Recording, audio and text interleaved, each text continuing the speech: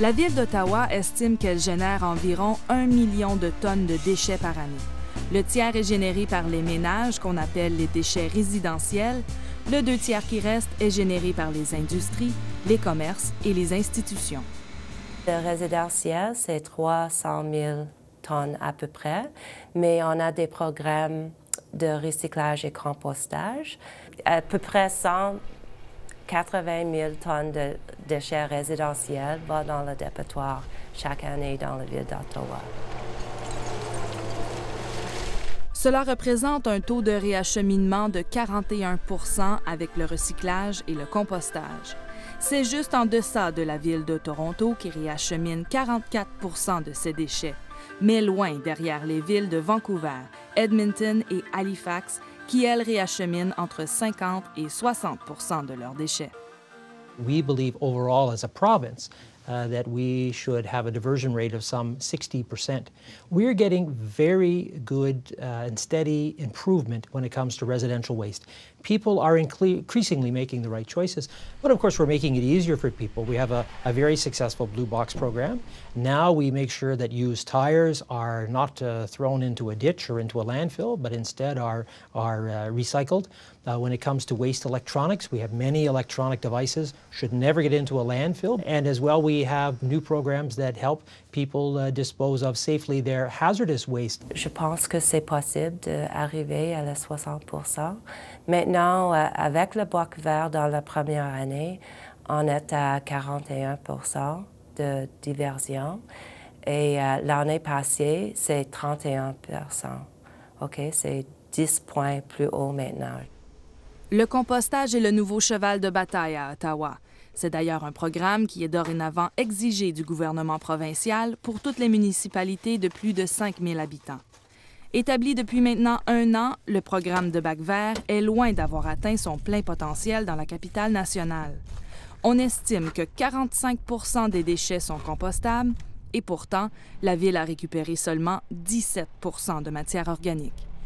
C'est un nouveau programme et on savait ça quand on a commencé, que la participation va enlever peu par peu. Ça prend 2-3 années pour tout le monde de participer. On est très contente avec les résultats de la première année. C'est Orga World qui accueille les milliers de tonnes de matière organique des ménages d'Ottawa. On paie l'entreprise européenne pour traiter 80 000 tonnes de déchets par année. 50 camions par jour qui viennent à l'entrée. Et là, on décharge. Et il y a des gens qui inspectent les déchets pour qu'il n'y ait pas des matériaux, des contaminants qu'on ne peut pas traiter. Il y a un grand broyeur qui s'occupe de couper les matériaux qui viennent. On met les déchets dans les grands tunnels. Là, on ferme le tunnel et après, on contrôle l'environnement. De 40 %, c'est du compost que vous voyez ici et le reste est vaporisé. Le compost est ensuite vendu aux agriculteurs qui doivent venir le chercher. 1 tonne se vend entre 8 et 12 $. Pendant la première année, l'entreprise a vendu 60 % du compost produit. Cela représente environ 150 000 $. Tous les fermiers qui l'utilisent, pour nous, nos matériaux, ils ne l'utilisent plus, les fertilisants artificiels. C'est 5 % de le compost retourne à la Ville d'Ottawa chaque année. Et à ce moment, on utilise dans avec les arbres, le tree planting dans la Ville d'Ottawa. Mais dans le futur, peut-être on peut donner un peu à les résidences. Le ministère de l'Environnement ne permet pas en ce moment à Orga World à Ottawa de traiter les sacs de plastique ni les couches. C'est en partie parce que son centre de London le fait. Ce dernier dessert la ville de Toronto. Parce que là, on avait des odeurs et le ministère croyait que c'était à cause de la méthode de collection.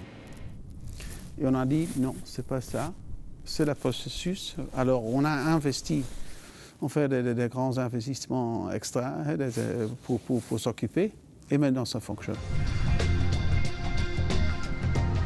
Cascade Recovery se charge de traiter les produits recyclables générés par les ménages et quelques entreprises d'Ottawa. Le centre traite quelques 180 000 tonnes par année. D'abord, ils arrivent soit dans des camions dans des bacs de recyclage, soit dans des gros camions de recyclage. Ils sont ensuite triés pour essayer de produire des grades, donc du papier journal, des papiers blancs ou du carton. Et par la suite, on les vend à des utilisateurs. Dans le cas de Cascade, on est un propre consommateur de papier. Donc, on les envoie, on les distribue dans nos usines. Alors, soit des usines qui fabriquent du papier de toilette, 100% recyclé, soit des usines de carton. Une tonne de vieux papier, comme ici, là, ça vaut entre 150 et 250 $, tout dépendant du grade que l'on produit. Mais c'est un marché qui fluctue beaucoup. Quand la Chine, par exemple, commence à acheter beaucoup de ces matières, les prix augmentent considérablement. Le revenu retourne à la ville et le revenu, ça dépend sur les markets. Bon, dans le cas du verre, ça peut être soit du verre qui va être concassé pour utiliser sur la construction de routes, soit ça va être du verre qui va être refondu et réutilisé. Dans le cas du plastique, ça peut être du mobilier urbain, donc des bancs de parc en plastique. Ça peut être des caoutchoucs, ça peut être pour faire des tapis. Il y a plein de choses, il y a plein de substituts ou de produits que l'on peut faire avec des matières recyclées. Le programme de recyclage existe depuis plus de 20 ans à Ottawa, mais il y a encore des plastiques qui se retrouvent dans la boîte bleue qui ne sont pas recyclables. Pas tous les plastiques peuvent aller dans la boîte bleue.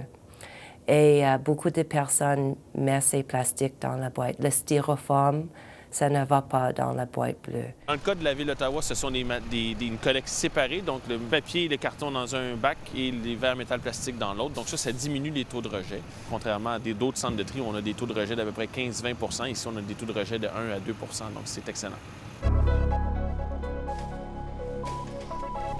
Et ce qui n'est pas réutilisable, recyclable ou compostable se retrouve dans les sites d'enfouissement municipaux.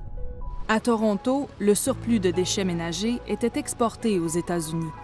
Mais depuis que le contrat a pris fin en décembre dernier, la ville achemine ses déchets vers un site d'enfouissement municipal près de London.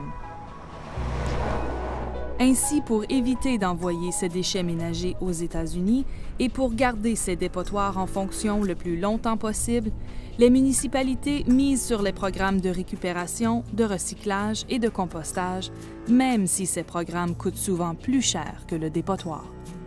Mais un nouveau dépotoir pour la ville est très, très cher. Si tu penses dans le futur, c'est pas cher.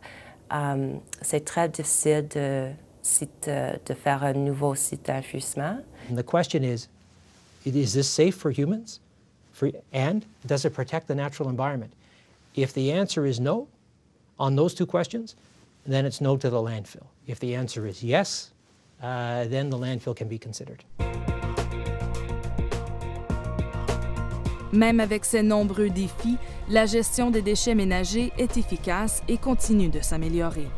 Le défi pour l'Ontario maintenant, c'est de mieux gérer les déchets industriels, commerciaux et institutionnels qui comptent pour 60 % des déchets générés par la province et qui sont traités par le secteur privé.